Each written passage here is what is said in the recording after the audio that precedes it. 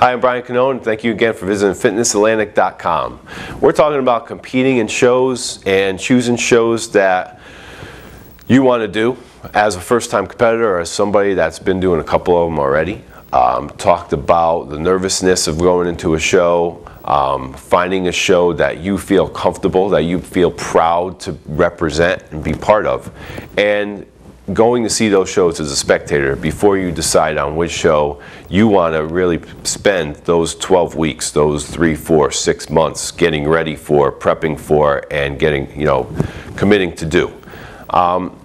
In this video, I'd like to talk a little bit about what each show has to offer. So my experience was I went as a spectator to all the shows that were in my state, and I knew a little bit about what they were about and which show I wanted to do based on my level as a competitor and going in. There was one show, like I said, it was more geared towards novice competitors, so that was one that many people chose to do as their first show.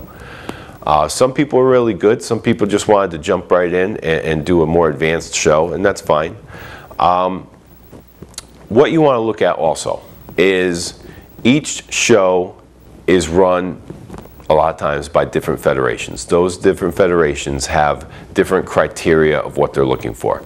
Back when I was doing shows, the internet wasn't what it is today. You weren't able just to Google it and find out what the show was about and see their website and find out information. Basically, you had a few magazines you could look at. So you had, your Flex magazine would have a list of some shows in there. It was very hard to find out about these other shows, which were held by different federations like the ANBC, the AAU, different things that were going on. So you pretty much had to go by hearsay, what people are saying about shows, going to watch them as a spectator, and then kind of guessing at what that criteria is going to be or how well you're going to fit into it. Nowadays, it's a lot easier. You could definitely go on a website, you could look at the pictures and say, can I get my body to look like the people who won? So that's something to look at and say, do I look similar to the guy that won his class, or is that criteria of what my physique offers sort of fit their judging criteria? Now, nowadays, it's not just about bodybuilding, though. Back then, it was just pretty much you had bodybuilding, you had male bodybuilding, female bodybuilding. That was it. Then you started to have fitness come into place, which started from the aerobic championships. It kind of was a breakaway from that. Nowadays, fitness is, in a way, you got to say it's kind of fallen off because bikini's coming up, and bikini and figure. Figure is more hardcore than bikini. The women are definitely more muscular physiques than a bikini competitor. And each bikini division of different federations is also different. You're going to find the look of different federations is different, and the criteria is different. The T-walks are different. T-walk is when you come out on stage, what side you're coming from. Are you walking by yourself, or are you just coming out in a line of girls and having comparison posing? So if it's comparison, what that means is you have a line of 15 girls and the judges are moving people around and just taking a look at that line. Or are you coming out on stage individually and walking on stage and doing a T-walk presentation where you walk out to 1X, you walk dead center, you go stage right, stage left, and then off? What are the poses that they want you to do when you're walking on stage? When you stop as a bikini competitor, what are you going to do? At some shows you see, like some federations, the girls stick their leg out, and they turn around, they look over their shoulder. Some are more pageant-like in their walks. Usually they stand a little bit to the side. They have one foot over, like kind of over the other. You want to find out what that is. What does that mean? And sometimes even when you look on the federation's websites, it's still not really detailed. You don't really know. So, with bodybuilding, it was pretty much, we thought it was a little complicated back then. You had these different federations, different looks that they're going for. Some shows went with the really, really thin, ripped, shredded guys, and some shows went for a guy that had more muscle on him. As far as bodybuilding, you could always pretty much know that it's three things. It's your body symmetry. Are you symmetrical? Do your legs match your upper body? Is there a V taper?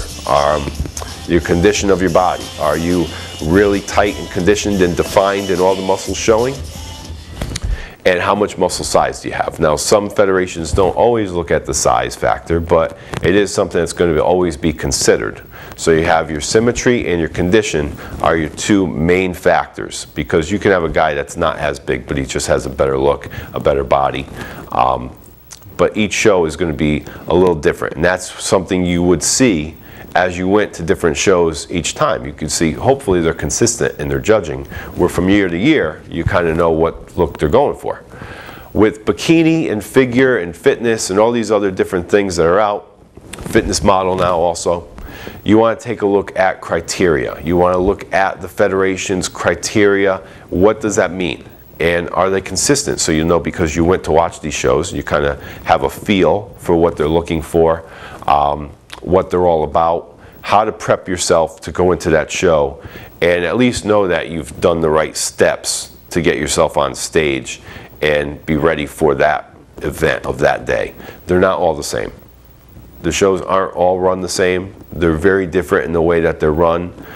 Some people get ready for a season of shows and they just do 5 shows in a row, or they just compete over and over and over and over and over again. I don't know where they get all this entry fee money, but it's something that it's very expensive hobby if that's what you do. Most people eventually decide on which federation they fit the most and they stick with. So you will find that too. Certain competitors sometimes put the organization before their name. You know, they put the NPC or WBFF or some type of federation thing before their name. They feel so, you know, drawn to that federation. Most of the time you'll see that once they turn pro. You know, you'll see that more often. But you want to find which one you're comfortable with, which federation you fit into. But when you're looking at that, you're also going to look at other things too. And we'll talk about that in the next video. Thank you.